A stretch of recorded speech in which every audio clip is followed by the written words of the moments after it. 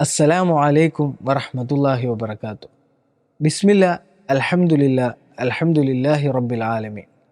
ഖുർആനിലെ ഏറ്റവും മനോഹരമായ ഒരു പ്രാർത്ഥനയാണ് യൂനുസ് നബി അലൈഹിസ്സലാമിൻ്റേത്. ഇറാഖിലെ നീനവ ദേശത്താണ് അദ്ദേഹത്തെ നിയോഗിക്കപ്പെട്ടത്.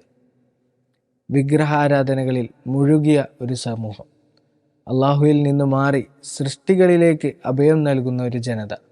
ആ ജനതയെ തൗഹീദിലേക്ക് ക്ഷണിക്കാനാണ് യൂനുസ് നബി അലൈഹിസ്സലാം നിയോഗിക്കപ്പെട്ടത്.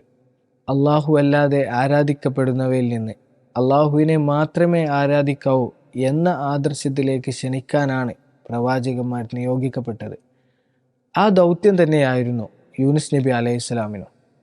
യൂനുസ് നബി അലൈഹിസ്സലാം ജനങ്ങളെ പ്രബോധനം ചെയ്തു, ശരിയായ ദീനിലേക്ക് ജനങ്ങളെ ക്ഷണിച്ചു.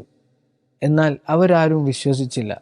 കാരണം ജനങ്ങളുടെ മനസ്സിൽ ഒരുപാട് തെറ്റിദ്ധാരണകളുണ്ടായിരുന്നു. കാലങ്ങളായി അവരുടെ മനസ്സിൽ ഉറച്ചു നിന്ന ഒരുപാട് അന്ധവിശ്വാസങ്ങളുണ്ടായിരുന്നു. അതുകൊണ്ട് തന്നെ ഒരു പ്രബോധകനെ സംബന്ധിച്ചിടത്തോളം ക്ഷമയോടെ കാത്തിരിക്കണം, പ്രതീക്ഷയോടെ അള്ളാഹുവിനോട് പ്രാർത്ഥിക്കണം. യൂനുസ് നബി അലൈഹിസ്സലാം പ്രബോധനം ചെയ്തെങ്കിലും അവരാരും വിശ്വസിക്കാത്തതിനാൽ യൂനുസ് നബി അലൈഹിസ്സലാം ആ നാട്ടിൽ നിന്നും യാത്ര പോവുകയാണ്. അള്ളാഹുവിൻ്റെ കൽപ്പന ലഭിച്ചിട്ടില്ല ആ നാട്ടിൽ നിന്നും പോകാൻ. യൂനുസ് നബി അലൈഹിസ്സലാം കപ്പലിലാണ് യാത്ര ചെയ്യുന്നത്. കപ്പൽ കുറച്ചു ദൂരം സഞ്ചരിച്ചപ്പോൾ ശക്തമായ കാറ്റും കോളും വന്നു. കപ്പൽ ആടി ഉലയാൻ തുടങ്ങി. യാത്രക്കാരെല്ലാവരും അവരുടെ ഭാണ്ഡങ്ങൾ ഓരോന്നായി കടലിലേക്ക് എറിഞ്ഞു.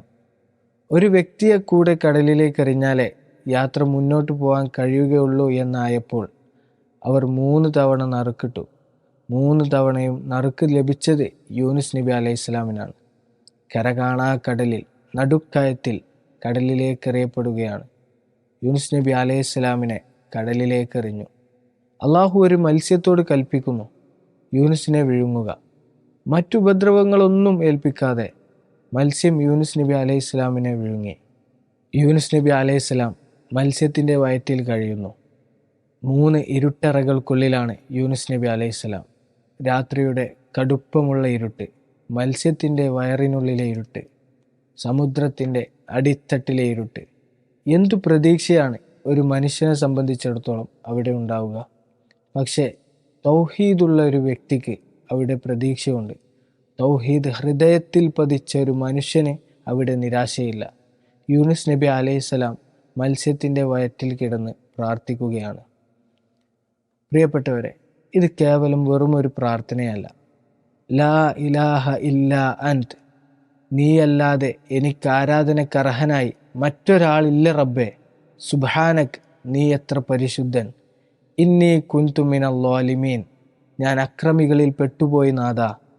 ലാ ഇലാഹ ഇല്ലല്ലയുടെ ശക്തി നമ്മൾ തിരിച്ചറിയണം. പ്രതിസന്ധി ഘട്ടത്തിൽ യൂനുസ് നബി അലൈഹിസ്സലാമിന് താങ്ങായത്, തണലായത് അള്ളാഹുവിനെ അല്ലാതെ മറ്റൊരാളെയും വിളിക്കില്ല എന്ന ആദർശമാണ്. അള്ളാഹു മത്സ്യത്തോട് കൽപ്പിച്ചു, യൂനുസിനെ പുറത്തേക്ക് തുപ്പുക. മത്സ്യം യൂനുസ് നബി അലൈഹിസ്സലാമിനെ പുറത്തേക്ക് തുപ്പി. അള്ളാഹു യൂനുസ് നബി അലൈഹിസ്സലാമിന് ആരോഗ്യം തിരിച്ചു നൽകി.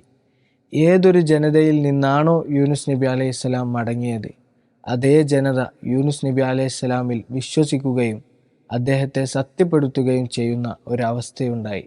ഇവിടെ ഈ ചരിത്രം നമുക്ക് നൽകുന്ന പാഠം, എത്ര വലിയ പരീക്ഷണങ്ങൾ കുമിഞ്ഞു കൂടിയാലും തൗഹീദിൽ നമുക്ക് പ്രതീക്ഷയുണ്ടാവണം. അള്ളാഹുവിനെക്കുറിച്ചുള്ള കൃത്യമായ വിശ്വാസം അത് ഹൃദയത്തിൽ ഉറപ്പിച്ചു നിർത്തണം.